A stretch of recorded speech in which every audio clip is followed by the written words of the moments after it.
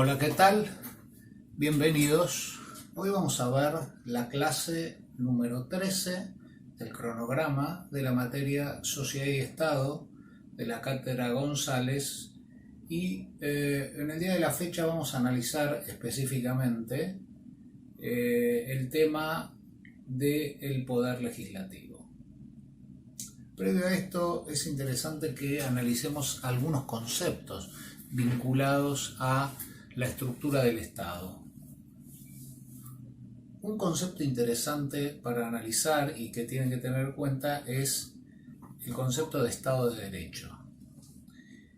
Muchas veces habrán oído a los políticos hablar de Estado de Derecho, en general describiendo situaciones de legalidad, hay que respetar el Estado de Derecho. Ahora bien, ¿qué entendemos por Estado de Derecho? ¿Por qué es tan importante respetar estos principios o este principio tan sustancial en la organización del Estado? El Estado de Derecho es el plexo normativo, la serie de leyes que rigen el funcionamiento, los derechos y garantías de los ciudadanos y cómo, estos se tienen que aplicar. Entonces, este concepto está asociado justamente al respeto y a la igualdad ante la ley. Por eso es tan importante, o sea, un cúmulo de leyes escritas preexistentes a las cuales todos los funcionarios y todos aquellos que ejercen el poder se tienen que adaptar y tienen que cumplir justamente en resguardo y protección de los derechos y garantías de los ciudadanos. Y esto, indudablemente, cuando hablamos de plexo normativo, cuando hablamos de conjunto de normas, nos dirige a otro instrumento muy importante en nuestra regulación jurídica, que es la Constitución Nacional. Cuando nos referimos a la Constitución Nacional estamos hablando de nuestra norma fundamental. ¿Qué significa esto?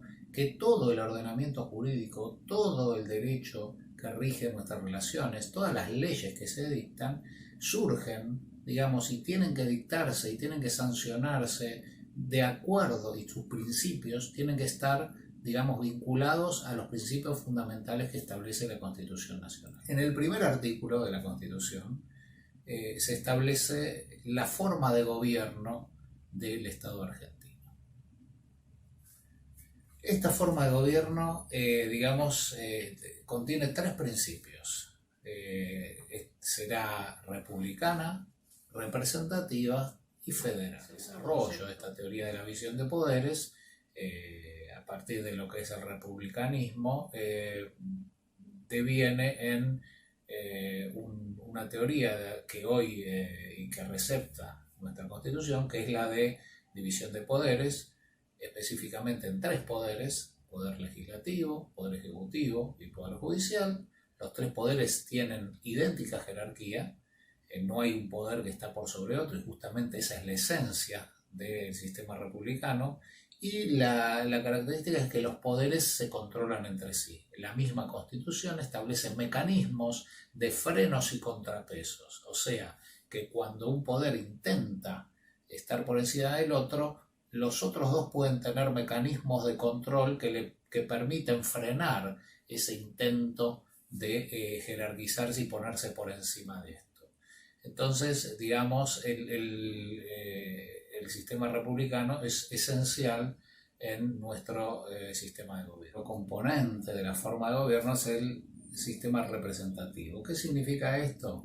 Bueno, indudablemente, de acuerdo a la organización de las sociedades modernas, el pueblo no puede gobernar en forma directa y lo tiene que hacer a través de sus representantes. Entonces, el sistema representativo consagra este mandato, esta forma, esta ficción de otorgarle a un representante nuestro un mandato para que gobierne en nuestro nombre. Este ingrediente de la forma de gobierno es el que, muchas veces es más cuestionado. ¿Por qué? Porque si bien hay controles entre los distintos poderes, y si bien los ciudadanos tienen resortes para controlar a los funcionarios que votan o a los funcionarios que ejercen el poder, Esto, digamos, en algunas democracias se hace muy complejo. ¿Por qué? Porque muchas veces nuestros gobernantes asumen el poder haciendo promesas de gobierno a través de una plataforma de los partidos políticos, y esas promesas de gobierno terminan siendo incumplidas. Y ahí, por distintos pactos entre los poderes políticos, muchas veces los ciudadanos no pueden perforar el poder y muchas veces son, digamos, burlados en su buena fe y el mandato se incumple, quedando un bache muy importante en este segundo componente de la forma de gobierno, que es el sistema representativo. Básicamente, en la Constitución se plasma este sistema representativo a través de gerenciar o gestionar un sistema electoral que es el mecanismo que va a permitir a los ciudadanos elegir con cierta periodicidad, con ciertas características, etcétera, etcétera. Entonces, esta va a ser, digamos, el sistema electoral va a ser la forma que los ciudadanos van a tener para elegir a sus representantes, para tener representatividad, para que estén representadas las minorías. Finalmente, el tercer elemento del sistema de gobierno es el concepto de federal. El concepto de federal implica, digamos, muchas veces también el concepto de federalismo. Cuando se habla tenemos que respetar el federalismo. ¿A qué se hace referencia con esto? Bueno, simplemente se hace referencia a que cuando nuestro Estado Nacional se configura, cuando se consolida, este fue un proceso donde participaron activamente una serie de provincias que eran preexistentes a lo que era el Estado Nacional argentino. O sea, las provincias tenían vida propia anteriormente, sus características, sus costumbres, su gobierno, etcétera, etcétera. Entonces, estas provincias, en un momento determinado, decidieron unirse y configurar un nuevo orden federal que era el Estado Nacional Argentino.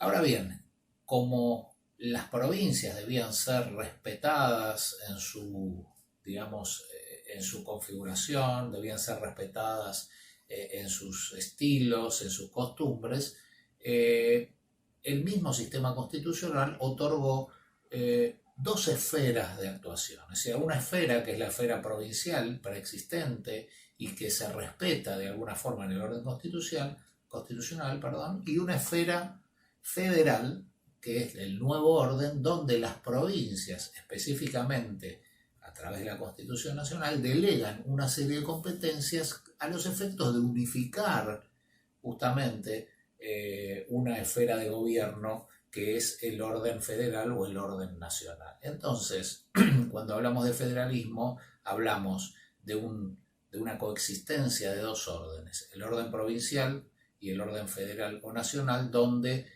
juegan, digamos, ambas competencias a partir de una distribución originaria que las provincias establecieron en el propio orden constitucional. Y básicamente la característica del poder legislativo, que se ejerce a través del órgano conocido como el Congreso Nacional, es ser un cuerpo colegiado, o sea, un cuerpo conformado por varias personas, y ese cuerpo colegiado tiene la responsabilidad, como dije anteriormente, de regular los derechos y las obligaciones establecidas en la Constitución Nacional. ¿Por qué? Porque la Constitución establece grandes principios, pero para funcionar el Estado Nacional y para relacionarse a los ciudadanos necesitan normas más específicas. Esas normas más específicas que regulan las actividades, los derechos y obligaciones, las relaciones con las provincias, las relaciones entre las provincias entre sí, la relación de la administración con los ciudadanos, todas, digamos, esas leyes son dictadas por el Congreso Nacional a través de un mecanismo legislativo determinado. Y además, digamos, es un ámbito donde se dan cuestiones sustanciales. La primera es el debate. O sea, es muy importante en la sanción de una ley que las distintas posiciones en relación a una norma determinada, que en general son normas relevantes porque van a impactar en nuestras vidas, en nuestras relaciones, se debatan. Entonces, el Congreso es el ámbito por antonomasia de debate de los grandes temas nacionales. El segundo tema sustancial en este caso es la representación de las minorías, porque ¿de qué nos serviría el debate si el color político de los representantes o de este cuerpo colegiado sea único? Entonces, lo importante, como dije anteriormente, del sistema representativo es que asegure la representación de las minorías. Esto ocurría durante el orden conservador, donde además de haber fraude, el que ganaba las elecciones se llevaba todos los cargos en juego, ¿no? Estamos hablando de las elecciones legislativas. Y la gran lucha de ese momento fue justamente obtener la representación de las minorías, lo que iba a garantizar justamente un debate en la toma de decisiones y la configuración legislativa. Esto es lo que garantiza el Congreso Nacional. La Constitución, a través de su artículo 75, regula y establece las competencias del Congreso Nacional. Son varias. Una de las más importantes es aprobar el presupuesto de gastos del Estado Nacional, o sea, todo lo que va a entrar y todo lo que se va a gastar es aprobado por el Congreso Nacional a partir del proyecto de presupuesto presentado por el Poder Ejecutivo, que es quien administra la nación. Después hay otras, obviamente, muy importantes competencias, como dictar los códigos, código civil, comercial, código penal, que regula justamente los delitos, código de minería, código de trabajo, o sea, todo el dictado de los códigos de fondo, o sea, de las leyes de fondo sobre los distintos aspectos jurídicos, es competencia del Congreso Nacional. También el Congreso Nacional tiene la facultad de crear impuestos, legisla en materia aduanera, regula el comercio con naciones extranjeras, entiende en la declaración de estado de sitio, en intervención federal. Estas son algunas de las facultades legislativas que tiene el Congreso de la Nación. La forma que le ha otorgado la Constitución al Congreso de la Nación es una organización bicameral. ¿Qué significa esto? Que el Congreso de la Nación está conformado por dos cámaras, ¿sí? La Cámara de Diputados y la Cámara de Senadores. Ambas cámaras tienen funciones generales en cuanto a la legislación y funciones específicas también que le otorga la Constitución Nacional. No hay una jerarquía, no es que es más importante uno que otro, sino que lo que hace a la esencia de la distinción entre estas dos cámaras es a quién representa cada una de ellas. La diferencia, entonces, es la siguiente.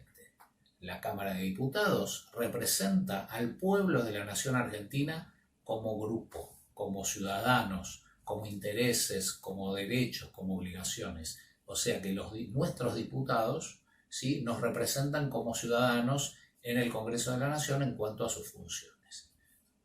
¿Qué hacen los senadores? ¿A quién representan los senadores? Bueno, los senadores representan a las provincias, a los intereses de las provincias, ¿sí? Hablamos anteriormente del federalismo. Bueno, la Cámara de Senadores indudablemente es uno de los resortes para asegurar el federalismo. ¿Por qué? Porque tiene que ver con que el interés de las provincias, este interés que las provincias, digamos, que fueron instituciones preexistentes al Estado Nacional Argentino, estén representados en el Congreso Nacional. O sea, que las decisiones, las grandes decisiones que toma el Congreso Nacional, las leyes que dicta, tengan representados claramente el interés de las provincias. Veamos ahora específicamente la Cámara de Diputados de la Nación. Como vimos anteriormente, al ser representantes del pueblo, se configura una modalidad de elección proporcional a la cantidad de habitantes que tiene cada jurisdicción. O sea que la cantidad de diputados que va a tener una provincia determinada va a estar dada por la cantidad de población en ese distrito. Por consiguiente, claramente, por ejemplo, la provincia de Buenos Aires o la Ciudad Autónoma de Buenos Aires van a tener mayor cantidad de diputados en el Congreso de la Nación que, por ejemplo, provincias con mucho menores habitantes, como ser Misiones, Chubut, etc. Entonces, esto va a estar dado por la propia lógica de la calidad de la representación vinculada al pueblo de la Nación de la Cámara de Diputados. Esta configuración hace que hoy la totalidad de los miembros de la Cámara sean 257. El mandato de los diputados dura 4 años. Este mandato, digamos, los diputados pueden ser reelegibles y la Cámara se va renovando cada 2 años, ¿sí? O sea, cada 2 años hay elecciones legislativas donde la mitad de la Cámara se va renovando y entran nuevos diputados representantes de los distintos distritos. Como la Cámara de Diputados representa al pueblo de la Nación, también la Constitución le ha dado competencias específicas a esta Cámara. Por ejemplo, en el caso de una iniciativa vinculada a una consulta popular, que vamos a ver posteriormente, sí o sí la Cámara de Diputados tiene que ser la Cámara iniciadora del proyecto. También las leyes vinculadas a los impuestos y a las contribuciones, también la Cámara de Diputados va a ser la Cámara iniciadora, o sea, luego vamos a ver cómo es el procedimiento legislativo y hay una Cámara iniciadora y una Cámara revisora. En algunas cuestiones, la Constitución establece que una u otra Cámara sea la iniciadora. Y además va a tener una competencia específica en lo que es el procedimiento de juicio político. El juicio político es una modalidad de remoción de los funcionarios y en este caso la Cámara de Diputados va a ser la que va a acusar ante el Senado, que va a ser la Cámara, digamos, que va a juzgar a un funcionario que pueda ser sometido a juicio político. Estas son las funciones específicas que la Constitución le otorga a la Cámara de Diputados. Veamos el Senado. A diferencia de la Cámara de Diputados, los senadores son elegidos, digamos, la cantidad de senadores por provincia son fijos, o sea, son 3 senadores que envía cada provincia o son elegidos por cada provincia para ser representadas en el Senado. O sea, acá vemos la característica distintiva, o sea, que acá en el Senado está en juego el interés de las provincias, sin importar la población o la cantidad de habitantes que tenga. Entonces, la Constitución establece que cada provincia envía 3 representantes al Senado. Hay 2, o sea, en el proceso electoral, el partido que gana manda 2 senadores, la minoría manda 1 senador. Acá también se garantiza la representación de las minorías. El Senado también, o sea, de acuerdo a esta configuración, va a tener 72 miembros, o sea, configurado justamente por los senadores que envía cada provincia y la ciudad autónoma de Buenos Aires. Y también va a tener ciertas competencias específicas, como por ejemplo establecer o entender todo lo que tiene que ver con proyectos de coparticipación federal, lo que va a tener que ver también en el proceso de intervención federal y específicamente tiene una función muy importante que va a ser la de prestar acuerdo para ciertos nombramientos de autoridades jerárquicas, para lo cual la propuesta del Poder Ejecutivo tiene que tener el acuerdo del Senado de la Nación. Esto se hace, por ejemplo, para la designación de los miembros de la Corte Suprema de Justicia, para la designación de altos mandos militares y también para designación de embajadores en el marco de nuestras relaciones exteriores. Ahora vamos a ver ciertas cuestiones operativas sobre el procedimiento de sanción de las leyes. El Congreso de la Nación tiene un periodo de funcionamiento predeterminado en la Constitución Nacional. Por eso existen distintos tipos de sesiones. Hay 3 tipos de sesiones. El primer tipo de sesiones son las sesiones preparatorias, donde al inicio de cada año los diputados se reúnen previo al periodo de sesiones ordinarias y hacen los preparativos nombran las comisiones, reciben a los nuevos diputados, o sea, es todo un trabajo administrativo para, digamos, quedar bien preparados para el ejercicio pleno de sus funciones, que es durante las sesiones ordinarias. Durante las sesiones ordinarias, el Congreso toma pleno control de su función legislativa. El periodo de sesiones ordinarias se inicia el 1 de marzo de cada año y termina el 30 de noviembre de ese periodo. Las sesiones ordinarias tienen que ser inauguradas por el presidente de la Nación, donde da un discurso ante el plenario, en el recinto, ante ambas cámaras, donde establece las grandes políticas que el Poder Ejecutivo las va a delinear, las va a exponer ante el Poder Legislativo.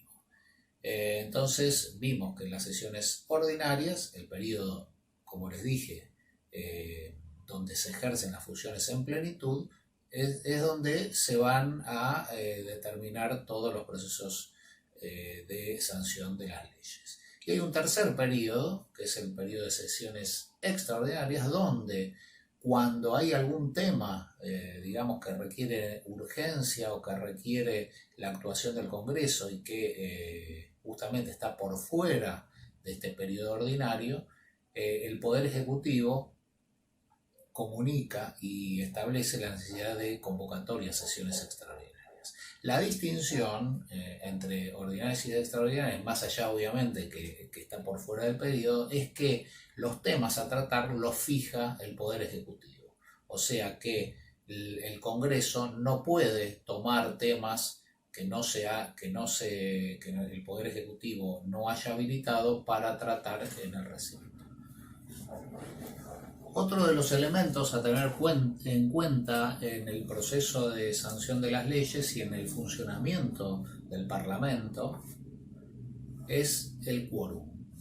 Cuando se habla de quórum, estamos hablando de una condición para que cada una de las cámaras pueda sesionar en cualquiera de las dos tipos de sesiones, ordinarias o extraordinarias. ¿Qué es el quórum? Es una condición en cuanto a la cantidad de miembros de cada una de las cámaras que tienen que estar presentes para que una sesión sea válida. ¿Cómo funciona esto? Bueno, la Constitución establece que el quórum necesario para el funcionamiento de cada cámara es más de la mitad de los miembros, de la totalidad de los miembros, ¿sí? Entonces, cada una de las cámaras, por ejemplo, digamos que el Senado tiene 72 miembros totales, 72 senadores, para que pueda sesionar tiene que haber 37 senadores presentes. Si no hay 37 senadores presentes, la sesión no se puede iniciar. Cuando el presidente de cada una de las cámaras establece o mide el quórum, bueno, hay dos ocasiones. La primera ocasión es cuando se inicia una sesión, o sea, cuando el presidente de cada una de las cámaras determina, se va a iniciar una sesión para el tratamiento de determinado temario, ahí tiene que, como una especie de tomar lista y ver cuántos diputados o senadores hay. Si hay más de la mitad, hay quórum necesario y la sesión se puede iniciar y se puede, digamos, sesionar válidamente. Y la segunda ocasión donde el quórum tiene que ser medido es en el momento de la votación. Entonces, el quórum es una condición de validez para, digamos, para que cada una de las cámaras sesione. La etapa, digamos, de iniciativa, ¿sí?, es que alguno de los miembros de cualquiera de las cámaras, salvo las indicaciones especiales que establece la Constitución, puede presentar un proyecto de ley. O sea, siempre tiene que haber una iniciativa legislativa que puede estar dada por alguno de los miembros de las cámaras, cualquiera, puede estar dada por el Poder Ejecutivo, o sea, el Poder Ejecutivo puede presentar proyectos de ley, y en tercer lugar hay una situación específicamente como una especie de democracia semidirecta que establece la Constitución Nacional, que es la situación o la instancia de iniciativa popular. Entonces, cumplida la iniciativa por parte de algunos de los actores que mencioné, comienza la etapa más importante, digamos, para la sanción de una ley, que es la etapa deliberativa. Esta etapa deliberativa tiene distintas aristas. En principio, cada iniciativa, cada proyecto de ley tiene que ser sometida a un dictamen de comisiones. Hay comisiones en cada cámara de distintas materias y esas comisiones analizan los proyectos de ley, analizan la constitucionalidad, la viabilidad, los antecedentes, y estas comisiones aconsejan, asesoran a cada una de las cámaras a los efectos de pulir un texto final que va a ir al recinto para su tratamiento. Luego, dentro de la etapa deliberativa, un proyecto de ley entra para su tratamiento, que puede ser un periodo ordinario o en periodos extraordinarios, como mencioné anteriormente, y cada una de las cámaras, cumpliendo las condiciones de quórum, hace el tratamiento del proyecto, debate el proyecto. Este es el momento, digamos, sustancial de la configuración de una herramienta legislativa. O sea, donde cada uno de los diputados que representan a cada uno de los sectores establecen su posición en relación a un proyecto de ley que puede llegar a ser sancionado o no, que se van a oponer o lo van a apoyar o le van a introducir modificaciones. Entonces, este proyecto de ley es debatido en el recinto y llega un momento que se somete a votación. Entonces, cada una de las cámaras, para que una ley en la etapa deliberativa pueda ser tratada, tiene que aprobarlo. O sea, si el proyecto se inició en la Cámara de Diputados, lo trata la Cámara de Diputados. Si lo aprueba la Cámara de Diputados, pasa al Senado para su tratamiento, y si el Senado lo aprueba, casi decimos que es ley. Todavía falta,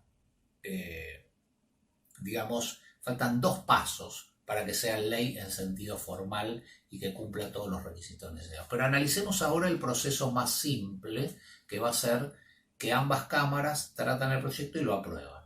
Ese proyecto pasa, esa ley, que ya deja de ser proyecto, esa ley pasa al Poder Ejecutivo, que puede promulgarlo, o sea, que acepta la ley que el Congreso le envió, o la puede vetar. ¿Sí? Vetar es una especie de expresión de no estar de acuerdo con la ley que sancionó el Congreso. Es una herramienta constitucional que le da la Constitución Nacional al Poder Ejecutivo. Pero vayamos al ejemplo más simple. El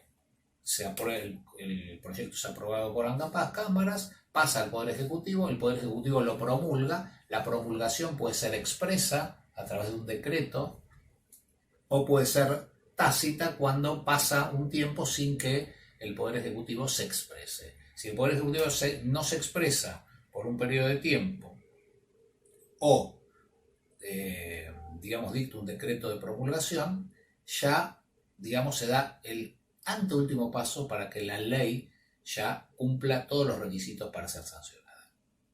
El último requisito es su publicación.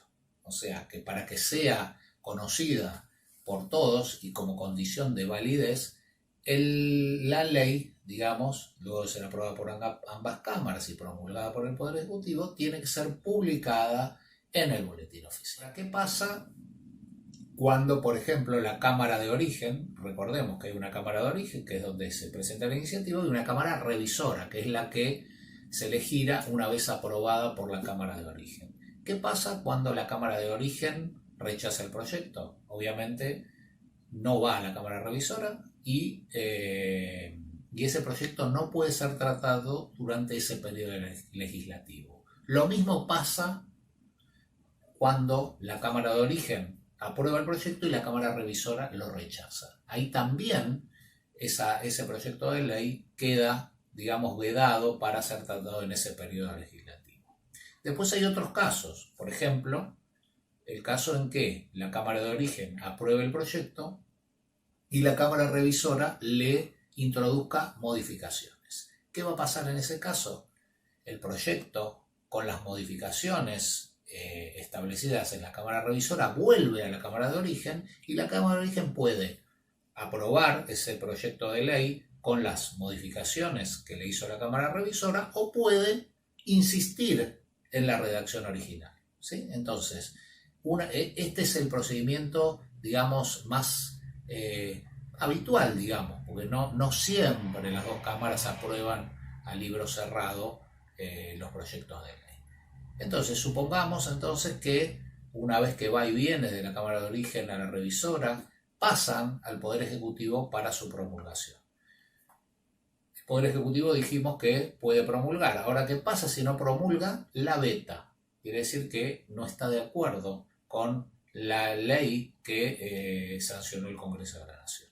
Cuando el Poder Ejecutivo veta, pueden ocurrir dos cuestiones. O que esa ley, digamos, quede con un veto y no sea tratada, o que el Congreso, porque existe un acuerdo o una convicción muy fuerte para que esa ley se tenga que sancionar, el Congreso insista. Entonces, para insistir, digamos, y para imponerle al Poder Ejecutivo una ley que este veto tiene que tener una mayoría especial. O sea, que para que, digamos, insista el Congreso cuando vuelve del veto, para que insista con una ley que fue vetada, tienen que aprobarla o insistir en su aprobación los 2/3 de los miembros de cada una de las cámaras. Entonces, si los 2/3 de los miembros de cada una de las cámaras insisten en que se debe aprobar la ley, ya el Poder Ejecutivo no lo puede vetar nuevamente, ¿sí? Entonces, esa ley pasa formalmente para ser publicada en el Boletín Oficial y adquirir dispositivamente toda la operatividad de una ley.